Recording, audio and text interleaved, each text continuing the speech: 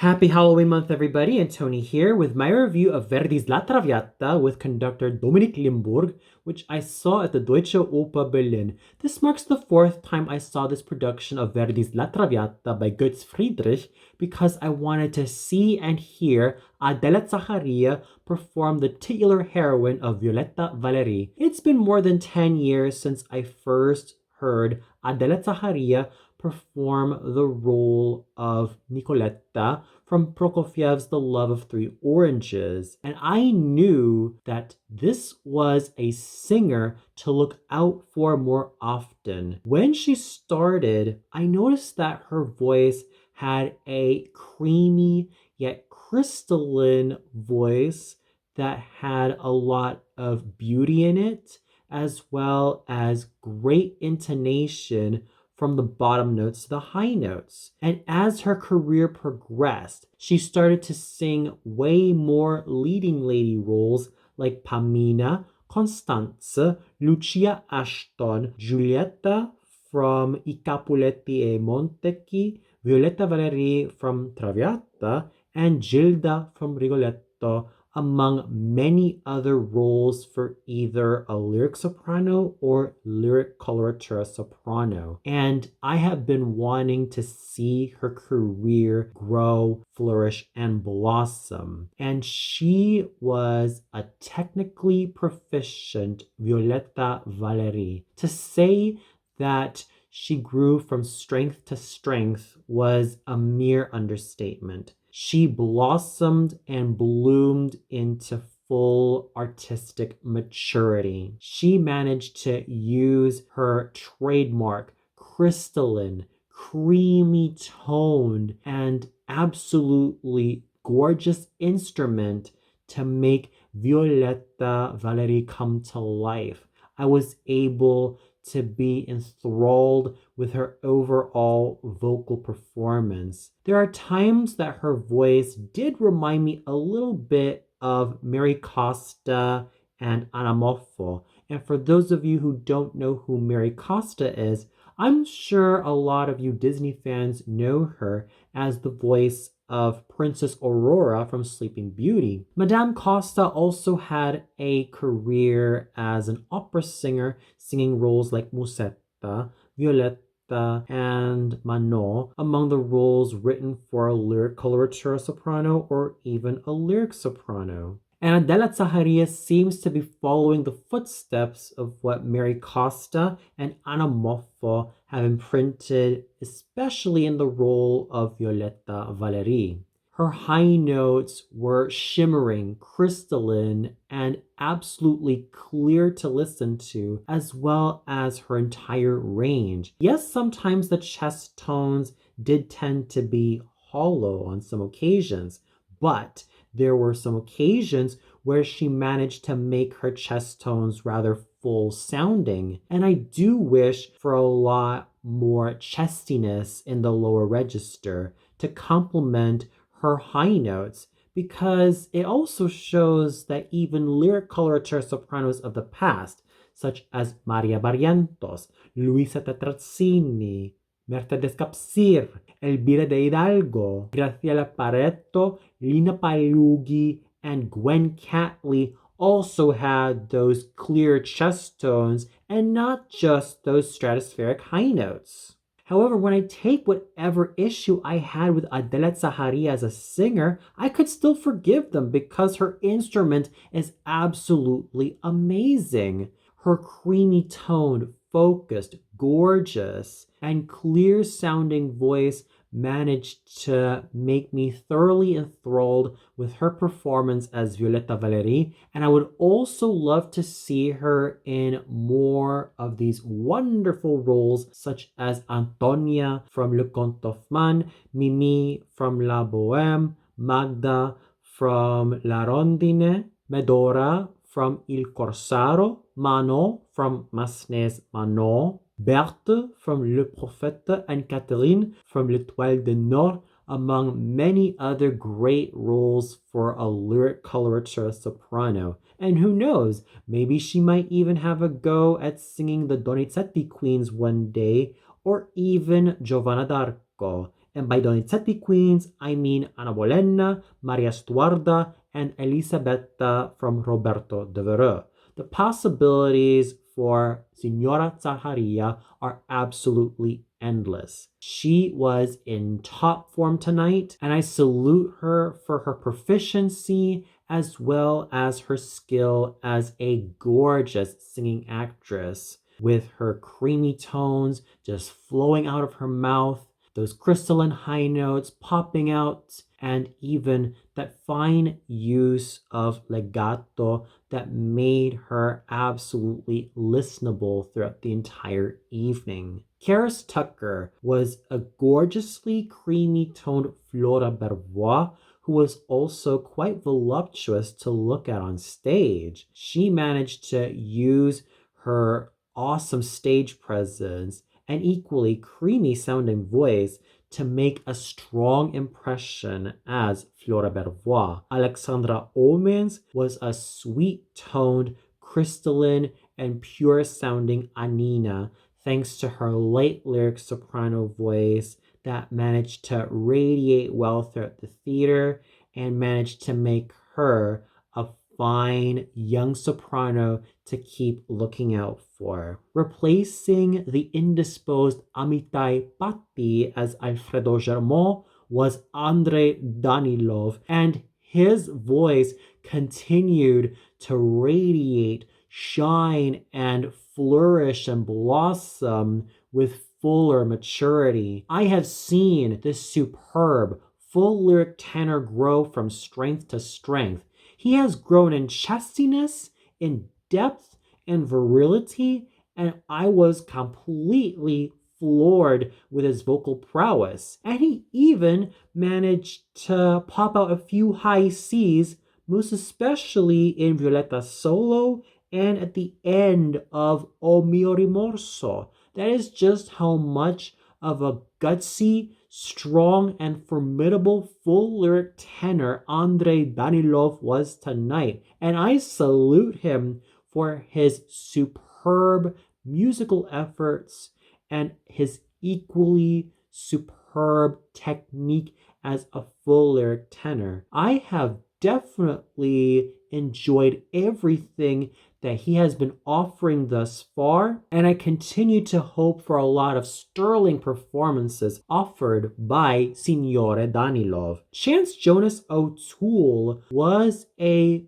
fine Gastone in terms of using his character tenor voice to make this character come to life, and even though he could use a little bit more chestiness and use a little bit more depth in that light lyric tenor voice of his, he was still able to deliver a striking characterization of this particular nobleman. And Kang Yoon Shine Lee shone with absolute brilliance and charisma as Giuseppe, all thanks to his light lyric tenor voice.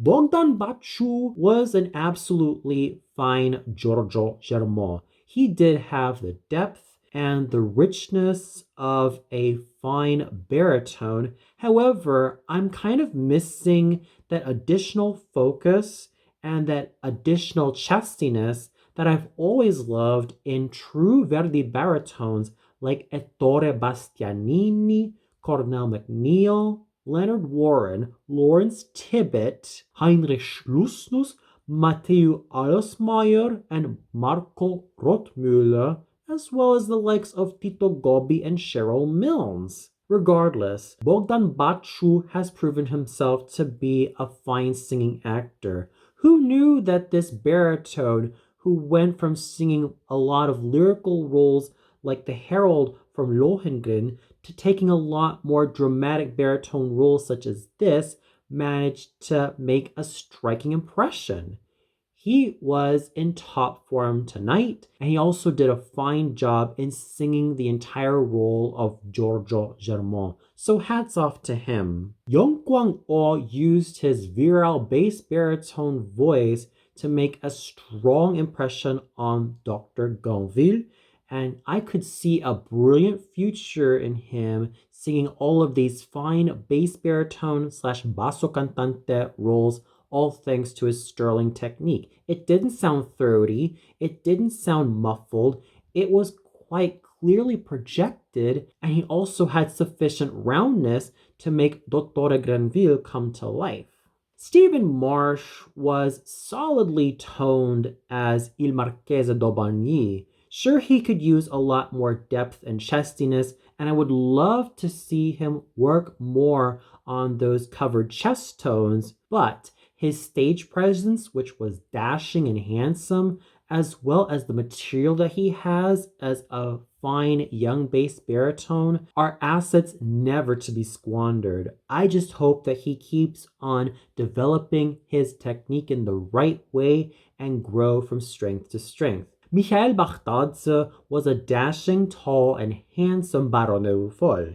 Yes, he does have that trademark nasality that I've never been a fan of in his voice, but there's still that unique timbre that also makes him more ideal for villainous roles than cavalier baritone roles like Barone de Foll.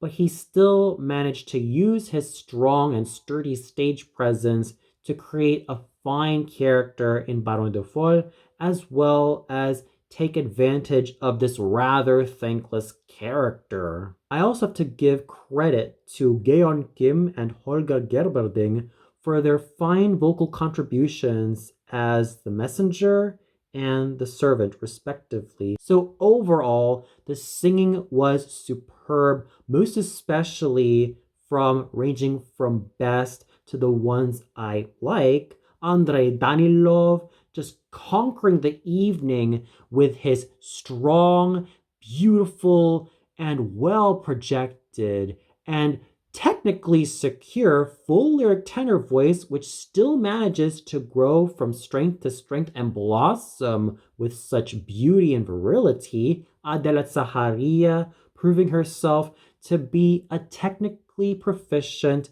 and beautifully involving Violetta Valery, all thanks to her creamy, crystalline, and rather Italianate lyric coloratura soprano voice that has some hints of Mary Costa and Anna Moffo when she opened her mouth to sing and just managed to bring in a lot of femininity to Violetta, and Bogdan Baciu doing such a fine job as Giorgio Germont.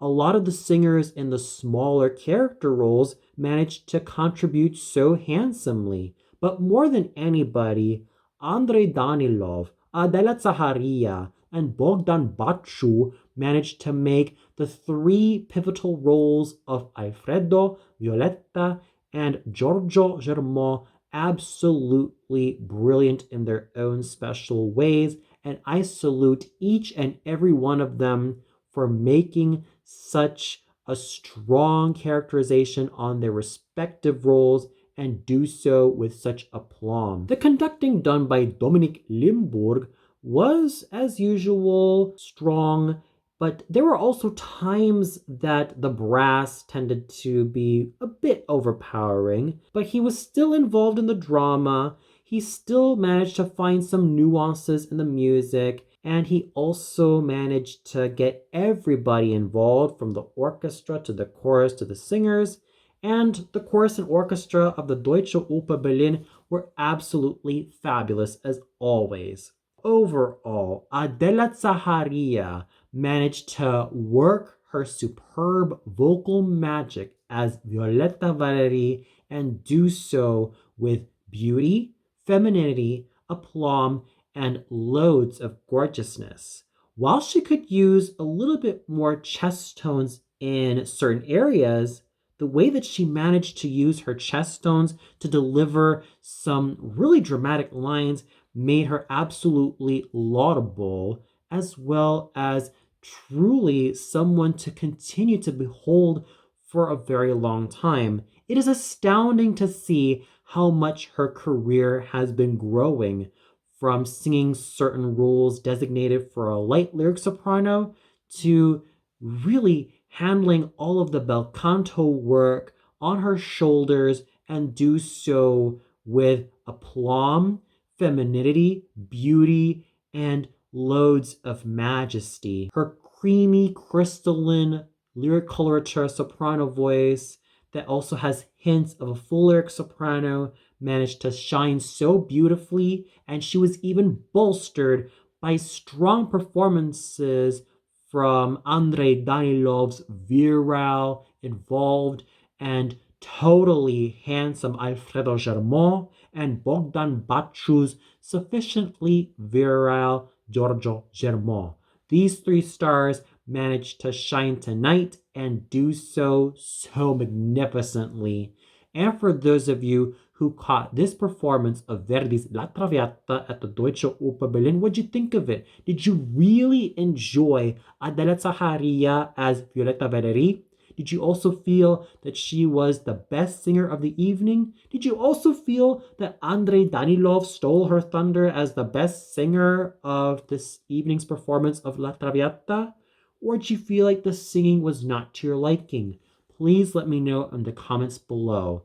Well, that's it for my review of Verdi's La Traviata, starring Adela Zaharia as Violetta Valery. Tune in tomorrow for my review of Wagner's Tannhäuser, starring Thomas Lehmann as Wolfram von Eschenbach. So until then, good night everybody, and have a happy Halloween month.